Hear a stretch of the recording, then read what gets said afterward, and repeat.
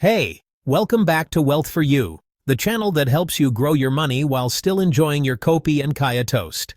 Today, we're diving into a big question that every Singaporean CPF holder has probably asked themselves at some point. Should I invest my CPF savings, or just let it grow inside CPF?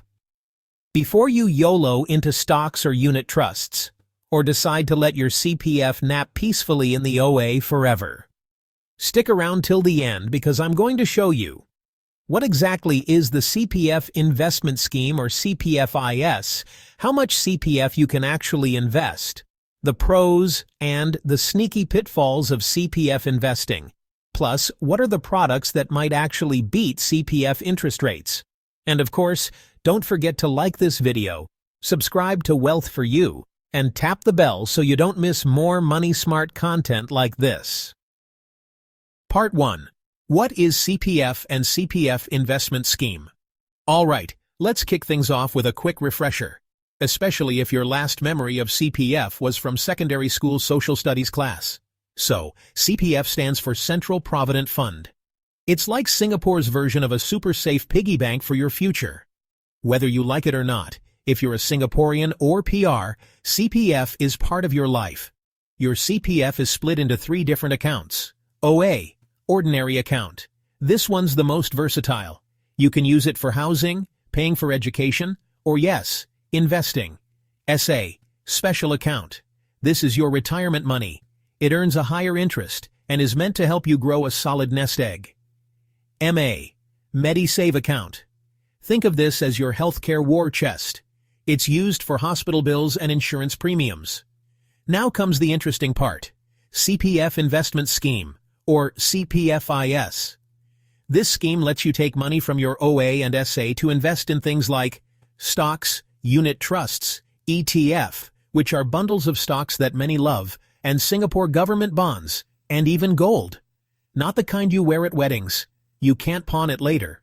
But, and this is important, not everyone can just dive in and start investing with CPF. There are rules, and like all good things in Singapore, there's a system behind it.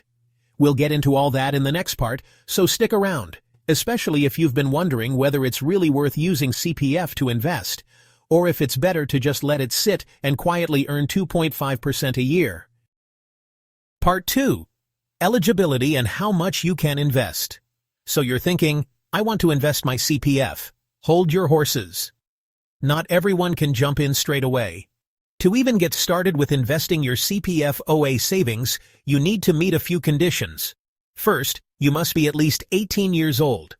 That means no investing if you're still waiting for your O-level results.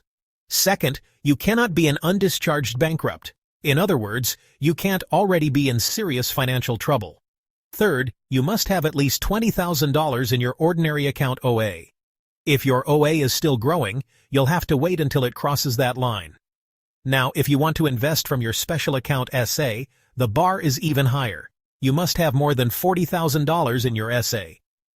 Other CPFIS rules. You can only invest up to 35% of your investable savings into stocks and up to 10% into gold. So yes, got flexibility. But got rules too. Up next, what kind of thought process should you go through before you actually invest CPF? Stay tuned.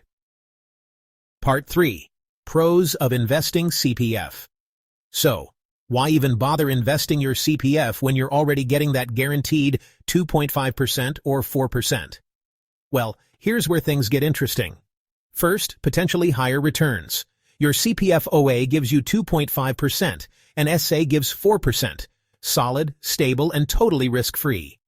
But if you invest wisely, you might earn anywhere from 5% to 8% a year, sometimes even more. That's the power of compounding. Second, you're letting your money work harder. If you're not using your CPF OA for housing, it's just sitting there quietly. Why not put it to work?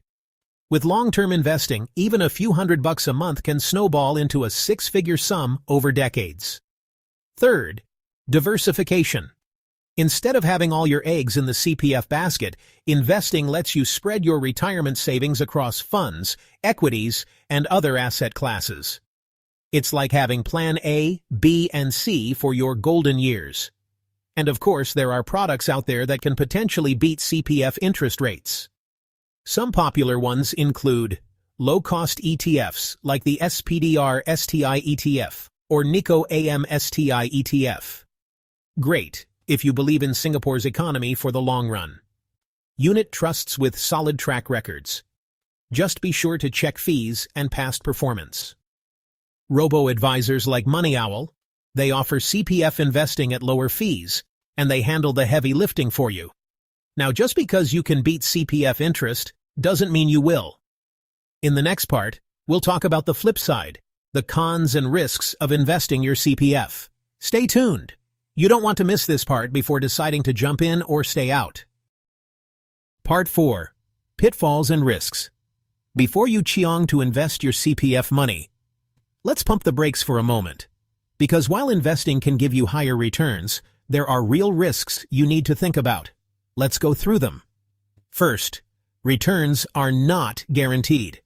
Unlike the steady 2.5% from CPFOA or 4% from SA, investments can go up, but they can also go way down, especially during market crashes or bad economic times. You don't want your retirement dreams to go poof. Second, fees can quietly eat into your profits. High-cost funds, platform fees, sales charges, they all add up. If your investment grows at 5% but you pay 2% in fees, you're not winning much, right? So be choosy and know what you're paying for.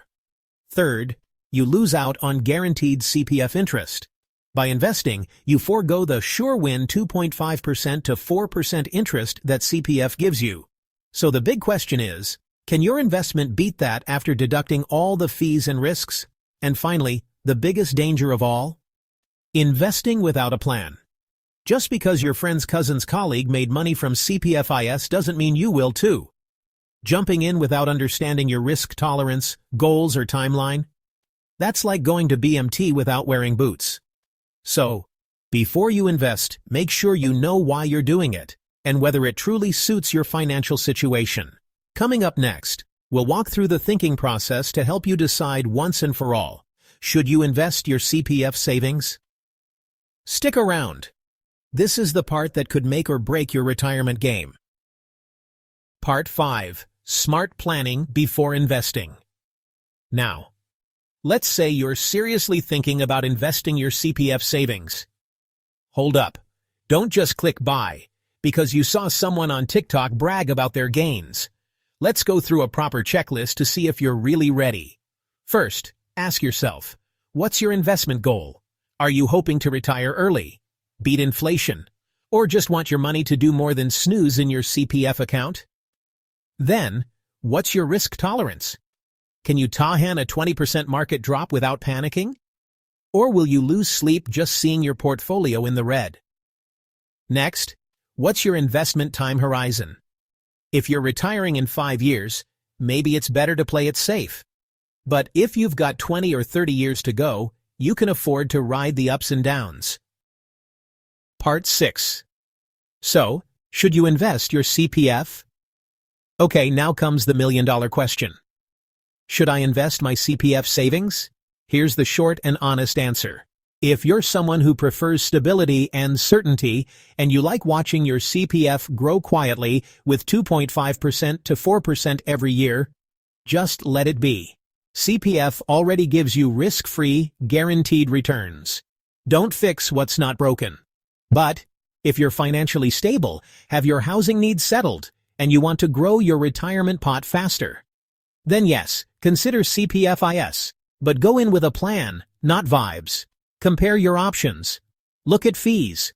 Start small if you're unsure. And please, don't just copy what your friend's uncle's neighbor did. CPF investing is a powerful tool, if used wisely. Closing thoughts. So now that you've seen the pros, cons, and everything in between, what about you? Will you let your CPF quietly grow with guaranteed interest? Or are you ready to let it work a bit harder through smart investing? Let me know your thoughts in the comments below. I read every one of them. And hey, if you found this video helpful, do me a favor. Smash that like button, subscribe to Wealth for You, and share this with your mock and cockies. because good money advice should always be shared over kopi and chicken rice. I post videos regularly to help you grow your money the smart, steady way. No stress, no FOMO, just honest tips to level up your finances with confidence. Thanks for watching. And as always, take care, stay wise, and I'll see you in the next one.